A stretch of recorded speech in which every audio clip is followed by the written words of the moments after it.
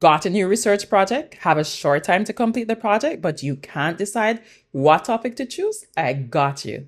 Here are 6 practical tips you can use to decide your research topic. Tip number 1. Your project should be something you're passionate about because your passion will help you to successfully complete the project if the going gets tough. Tip number 2. It has to be very specific.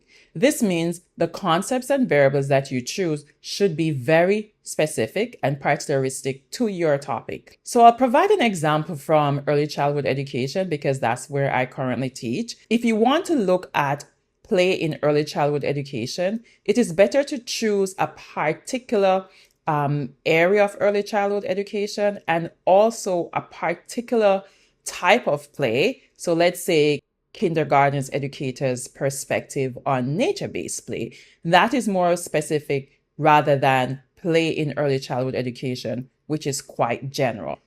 Tip number 3, your topic needs to be open-ended. And by this, I mean it needs to lead to different research possibilities and also heighten the chances of collecting varied data once you get to your data collection stage. Now, this will add to the rigor of your findings once you're ready to present your findings. So let's go back to the topic of kindergarten educators' perspective on nature-based play. This is a much more open-ended topic than looking at the percentage of kindergarten educators who like nature-based play or who may engage in nature-based play. Tip number 4, there is a need for more information about your topic. And this is important because while there is no limit on knowledge, there is a lot of research saturation.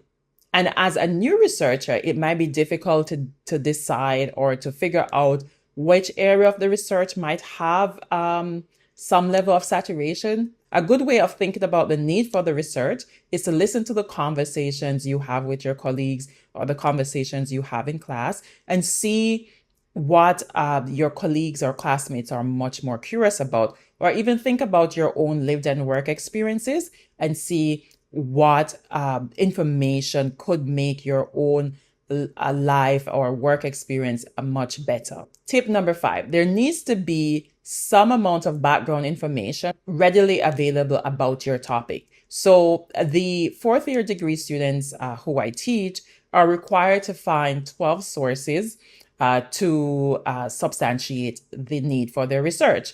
This is in the form of their literature review.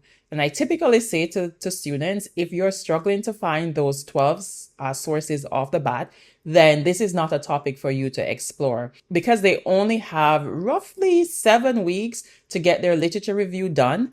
And this means you cannot spend a lot of time searching for the literature, or after you've decided your topic, that's when you're exploring to see if there's literature, because chances are, especially since you are new to the research topic, it might be more difficult for you to find literature that is very specific to the topic that you are thinking of doing. And also the literature should be related to your topic and not very general, because you need to explore the gaps in the research as a part of your literature review. And this is where you show the need for your research and also show the underexplored areas about your topic in the existing literature.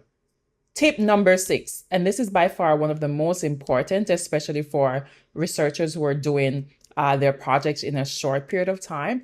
And that is, you need to be able to complete your research project in the time allocated. So avoid topics that focus on comparison, avoid topics that speaking about longitudinal study if you're doing a very short-term research project. And by short-term, I mean up to a year. I've summarized these 6 tips in the infographic on screen.